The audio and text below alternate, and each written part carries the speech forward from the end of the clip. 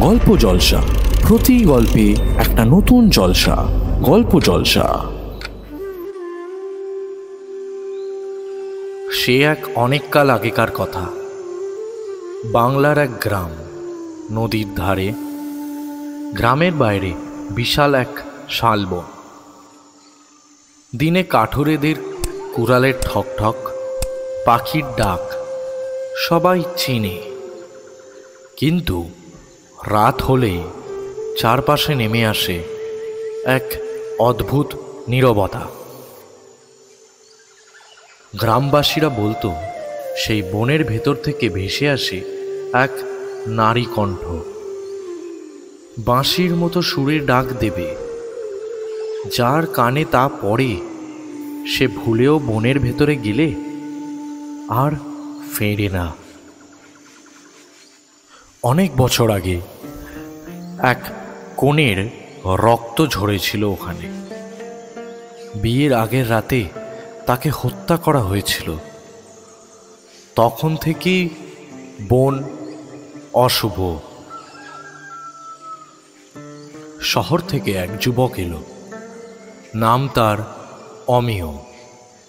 সে বলল, এসব গপ্প ছাড়া কিছুই নয়, ভূত বলে কিছু হয় নাই। কিন্তু সেই রাতেই অমিয় শুনল সুর। দূরের কোথাও বাঁশির মতো সুর ভেসে এলো।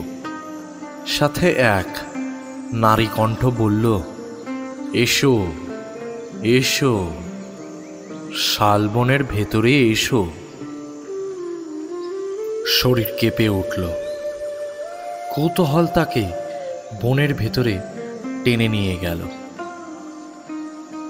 ঢুকতেই চারপাশে শুধুই শুকনো পাতার খসখস, ঘুঙুরের ঝমঝম এবং দূরের হাসির শব্দ। চাঁদের আলোয় দেখা গেল এক তরুণী, মাথায় লাল ঘোমটা, হাতে শাঁখা, পায়ে নূপুর, ধীরে ধীরে এগিয়ে আসছে। অমিয় জিজ্ঞেস করল, তুমি কে? নারী কণ্ঠে উত্তর এলো, আমি সেই কনে যাকে বিয়ের রাতে মেরে ফেলা হয়েছে। তুমি কি আমায় বাঁচাতে এসছো? ঠিক তখনই ঘোমটা সরে গেল। ফ্যাকাশে মুখ, চোখ জলজল করছে আগুনের মতো। হঠাৎ চিৎকার করে কোণে বলল, আমার রক্ত চাই, তুই আমার সাথে যাবি?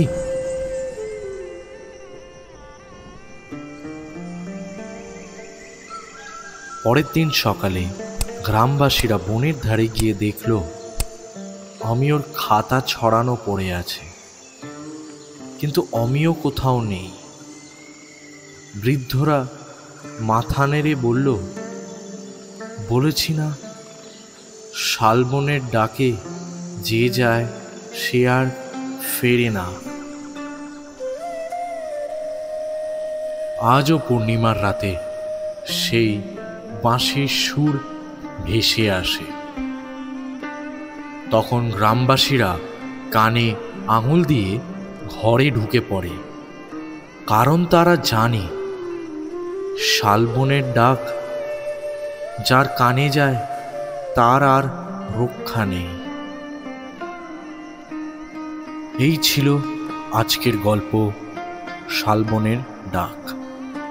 যদি গল্পটি আপনাদের ভালো লেগে থাকে, চ্যানেলটি সাবস্ক্রাইব করতে ভুলবেন না।